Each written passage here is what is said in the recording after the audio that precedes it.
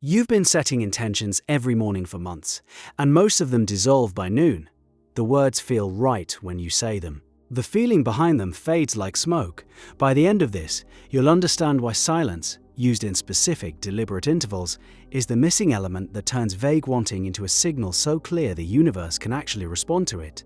Most people treat intention like a verbal act. You say what you want, you write it down, you repeat it with feeling. And there's power in that. Neville Goddard built an entire teaching around the spoken and felt word. But he also said something most students skip past. He said to go into the silence. He meant it literally. The space between your intentions matters as much as the intentions themselves. Think about the last time you were truly silent. And I mean silent inside. No mental rehearsal, no planning, no narrating your own experience. For most people, that moment is hard to locate. Maybe it was a breath between sleep and waking. Maybe it lasted 2 seconds in the shower before the mental chatter kicked back in. That gap, brief as it was, is where your deepest knowing lives. Here's what happens when you set an intention without silence. Your conscious mind generates the words. Your subconscious receives them, but it receives them mixed with static. The grocery list, the argument from yesterday, the low hum of anxiety about something you can't name. Your intention arrives at the deeper mind, like a radio signal competing with interference on the same frequency. The message gets through, partially. Enough to create flickers of movement. Never enough to create sustained manifestation. Silence clears the channel. The mystics understood this mechanically, even if they described it poetically. The Desert Fathers of early Christianity practiced hesychasm, prolonged inner stillness, because they discovered that prayer spoken from silence carried a different quality than prayer spoken from mental noise. The Quakers built their entire worship practice around communal silence, waiting for what they called the still small voice to emerge only when the mind's commentary had exhausted itself. These traditions weren't choosing silence for aesthetic reasons. They were choosing it because it worked. Intentions formed in silence produced results that intentions formed in noise did not. So what does intermittent silence actually look like in practice? You don't need a monastery, you need gaps. Deliberate, structured pauses inserted into your day where you stop producing mental content and simply exist. 3 minutes before you set your morning intention, 90 seconds of closed-eye stillness before you visualize. A full minute of nothing after you finish your mental scene, letting it settle into the deeper mind without immediately jumping back into daily thought. That last part is the one almost everyone skips. You do your visualization, you feel the wish fulfilled, and then you immediately open your eyes and check your phone. The transition is instant, and in that instant, you've yanked the seed back out of the soil before it could take root. The silence after the intention is the planting.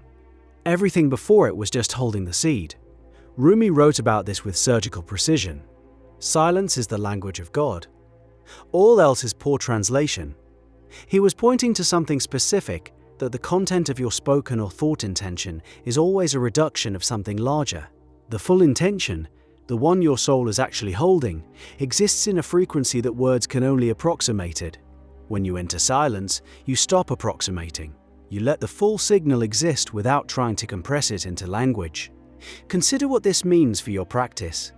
You've been working hard to find the perfect words, the perfect scene, the perfect feeling.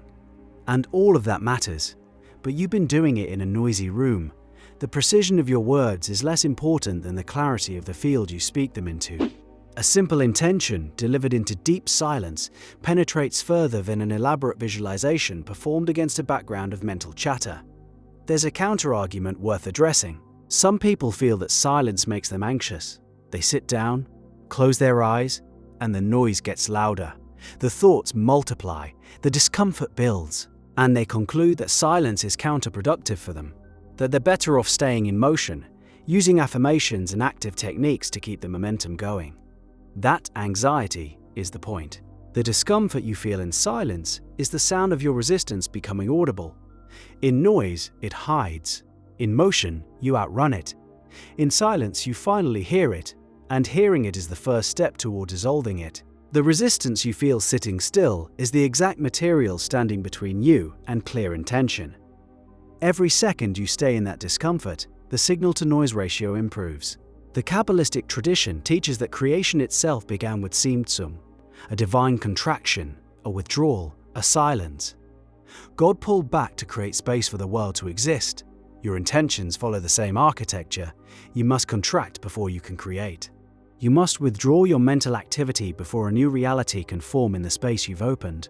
Creation requires a vacuum. Your silence is that vacuum.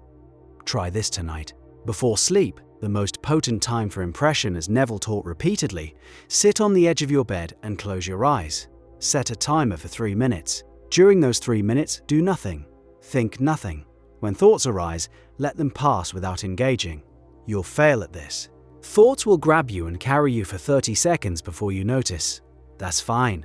The practice is the noticing, the returning, the gradual quieting. After 3 minutes, enter your scene. Feel your wish fulfilled. Live in the end for as long as it feels natural. Then, and this is the critical step, return to silence for 60 seconds after the scene. Let the impression settle. Let it sink past the surface mind into the depths where manifestation actually operates. The difference will surprise you. Your scene will feel different, more vivid, more real, the colors sharper, the textures more tangible, the emotion less forced, because you cleared the canvas before you painted on it. You gave the deeper mind a clean surface to receive the image. There's a rhythm to this that most spiritual teachings hint at, without spelling out. Silence, intention, silence. Withdrawal, creation, withdrawal. The intention is the note, the silence is what gives the note its resonance. A bell struck in a padded room makes a dull thud. The same bell struck in an open cathedral rings for minutes. Your inner silence is the cathedral. The more space you create around your intention, the longer it reverberates through your consciousness. You've probably noticed that your most powerful manifestations came during periods when you weren't trying hard. A time when you stated what you wanted, then forgot about it. Then it appeared. That forgetting was an accidental silence. You stumbled into the gap without meaning to, and the intention, free from your constant mental monitoring, did what intentions do when left alone in open space. It materialized. What you're learning now is how to create that forgetting on purpose. Structured silence is deliberate release. This practice compounds. The first week, your 3 minutes of silence will feel like 30. Your mind will rebel. It's been running commentary for decades. Asking it to pause feels like asking a river to stop. By the second week, you'll start to notice micro moments of genuine stillness between the thoughts. By the third week, those moments stretch. By the fourth, you'll enter your visualization from a place so quiet that the scene doesn't feel like imagination anymore. It feels like memory. That's when you know the impression has reached the depth it needs to reach. The patience required here is real. This isn't a hack or a shortcut. Building inner silence is among the most demanding disciplines in any spiritual practice. Your mind has momentum, decades of momentum, and you're asking it to idle even briefly so that something deeper can speak. Some nights you'll sit down and the silence will come easy. Other nights your mind will churn like a washing machine, and 3 minutes will feel like an hour. Both sessions count. Both sessions are building the muscle. The quality of any single session matters less than the consistency of the practice over weeks. You've been speaking your intentions into a storm and wondering why the universe couldn't hear you. The universe heard every word. The problem was that it also heard the thousands of contradictory thoughts surrounding those words. The doubts, the fears, the mental negotiations about whether you really deserve what you're asking for. Silence doesn't just amplify your intention, it quiets everything that contradicts it. What remains after the noise settles is the pure signal of what you actually want. Tonight, give yourself 3 minutes of nothing.